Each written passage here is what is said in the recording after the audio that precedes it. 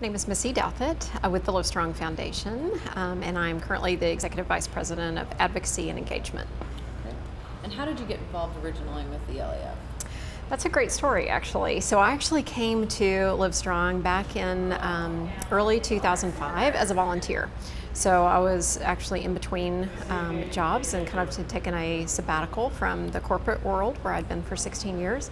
And took some time to come in and volunteer for the Lance Armstrong Foundation. Didn't know a whole lot about what they did, but I was a cyclist, and so I thought it's a great way to get involved. At the time when I came in to volunteer, it was right at kind of the height of the wristband craze. So the wristbands have been out, I guess, for about half a year or so. My background was in merchandise management and buying and inventory management, and so it was just kind of a happy coincidence that once people started hearing about my background, that was actually the skill set that was needed at the foundation at the time to really figure out what has happened to the demand of wristbands and how many should we order and how can we keep them in stock, and then ultimately how should the brand be extended to different product categories. Great. Now, how has your role evolved since the campaign? That's a great question. So I actually worked as an independent contractor for the foundation for a year, doing exactly what I just described, kind of getting the business model up and running for a fulfillment center and actually operating a store, because prior to the launch of the wristbands, the foundation didn't sell any products, so it was a completely new venture.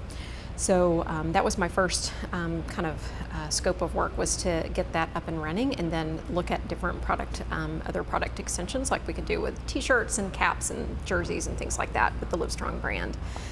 So I did that for a while and then joined the staff a year later full-time as Director of Merchandise. And then over time I had other kind of programs or activities added to my area of responsibility. One was our direct mail program, and then took over kind of all of our grassroots work, and then that has gradually evolved into more advocacy and engagement opportunities and kind of steering that for the whole foundation. As you look back on the start of the wristband campaign and your involvement in those days, and as your role has changed within the foundation, what were the lessons learned, the things that you take away from that experience or that you try to apply to your work now? Right. I think it's a hard question, I think, for organizations, especially in the nonprofit world, because it kind of thrust us immediately into more of a, kind of figuring out how to run a business. So the first challenge, I think, was to, just really kind of figure out what the business model was and how to kind of operate that within a nonprofit world. So I think that was kind of the first challenge, and not really anticipating what was going to happen with the wristbands and how big it would be. I think we were just kind of caught as an organization with, a wonderful kind of problem to solve, just in terms of not only revenue, but just brand awareness. And so it kind of just fast forwarded a lot of things that we needed to solve from an infrastructure standpoint from the very beginning. But I think from kind of a cause marketing perspective, the important thing that we learned was, there was huge demand, and so it was a very accessible type of product for people to show their support for Livestrong or for those fighting cancer. So it was very accessible, and I think that kind of caught us by surprise. So it was different than, kind of giving a $10 donation. They could actually spend $1 and get a wristband and show visibly their signs of support for the cause. So that, I think, was a really quick lesson that we learned that helps to start explain the massive demand and kind of craziness around the phenomena of the wristband. And so then at the same time, then that just kind of caused us to think about some of the lessons we could learn was, okay, if we knew the demand was going to be that big, then you would want to make sure you captured all the names of anybody who ended up with a wristband and have a real engagement strategy for how to continue to activate those people for the cause. So it was, again, just kind of that happy coincidence of, okay, if we would have known the demand was going to be that big, then we would have, kind of done some strategy around how to kind of capture all those names and how to go back to those people and say, okay, now your next step to get involved in the fight can be X, Y, or Z. As you think about that and that experience, and now looking at the growth of the corporate partnerships within the foundation, What are the questions now, or how do you approach those opportunities a little bit differently, having been through the wristband campaign and experienced that? How do you go into those meetings now? Right. I think there are a couple of things. A, we want to be very kind of thoughtful and considerate about where we extend the brand from a licensing or a corporate involvement standpoint. And with the launch of the wristband and kind of putting the foundation on the map, so to speak, in terms of, a lot of companies were then starting to come to us with the next wristband or the next great idea for partnerships. And we learned really quickly that we wanted to try to be as smart as we could about entering into those relationships, and some of the criteria that we still use today are do they kind of match and align with our overall brand pillars? So do they help us kind of extend the brand? Are these partners that have kind of a marketing reach that we may not otherwise have as a nonprofit? So where can we use those corporate partnerships to help reach different target audiences that before we could never reach? So the advantage of having companies like Nike, for example, come to us, and now Radio Shack, just all these different opportunities which get us out into markets that we never would have been able to reach. So how can we choose those partners for that reason, and then also have their products be of a nature that we could actually extend that messaging of getting involved with the foundation with their product extensions.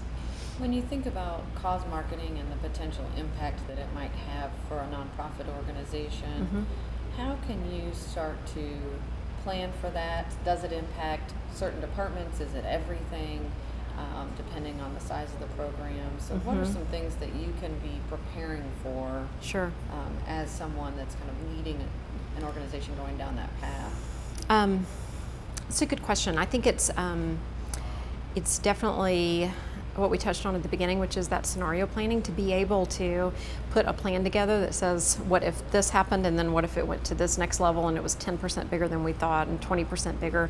Because for a nonprofit, it extends into the challenge of, okay, so now we have the great coincidence of a lot of incoming money that we can now fund programs, and so how do you kind of scale those programs up and down dependent on that level of revenue? Right. Yeah. What recommendations do you have for other organizations that are looking to launch similar programs? There's tons of groups that are saying, I want a wristband campaign, or I've got a great partner and we're trying to get a program off the ground. What recommendations do you have for them as they go after this revenue source? Yep. I would always, I think it's always smart to start with, take it back to the cause and the meaningfulness of the cause. And I think in a lot of cases, because we talk to a lot of different organizations all the time about that exact same question, how can I do this? I've got this partner that wants to do something, and it's, what we were able to do in our situation was fortunate in being able to, kind of see that demand drive and then be able to kind of steer some of those partnerships proactively. A lot of organizations, I think, try to pick the partner and then try to find a product that would make it work. And so I think one of the lessons is to try to, just be thoughtful about what the cause is and what would be meaningful. For example, with the wristband, it was very accessible. Anybody could, essentially say, here's $1, I want to show my support for that. So it's, you have to think about kind of what your reach is and what kind of audience you're trying to target. And if it is for the masses, then it has to be a product that is a low enough price point, that it's accessible, and that it's a visual representation of the movement or the cause. For us, the wristband was really the first way that we were able to encourage people to share their cancer story, which is still critically important to our work today, in trying to get people to share their story and erase the stigma of the disease. So it worked perfectly for us, but it's not the solution necessarily for everybody. But I guess the point is to just be thoughtful about the cause and what would resonate with the constituents, that's visible, accessible, and that everybody can have a part in. One of the things you mentioned earlier was this idea of almost creating a business within a nonprofit. Talk a little bit about the idea of what to outsource and what to keep internal, and how that's transitioned over the years, and what you've decided really is a value add to have it on staff versus external. Yeah, it's definitely, I think, a challenge for any nonprofit to try to enter into that kind of model. And I think the trick is knowing where your level of expertise is as an organization versus when you need to kind of contract that out. I think for the foundation, and again at the time of the wristband and extending into different product areas, it was kind of a nice blend of, we knew that we did not have the capability in-house to do the operational part of it, customer service, all of that kind of that comes with fulfillment. So we were able to find a balance of where we need to kind of manage the product and buy the product from within, but then contract the operational part out, which was definitely not kind of in our infrastructure at the time and isn't for most nonprofits because it's just not what you focus on. So what we tried to do is continue to make decisions like that where we get the expertise in-house when we think we have the infrastructures to support it, but if it's not kind of inside our sweet spot, if you will, then it makes all the sense in the world to outsource that. But it's also an important lesson for an organization to learn that that's not an easy thing to do either, that you still have to kind of manage that from within and manage whatever that operation is external to your organization. Any other last thoughts or recommendations for charities or cause marketing professionals that are looking to leave a meaningful impact on an organization and a cause?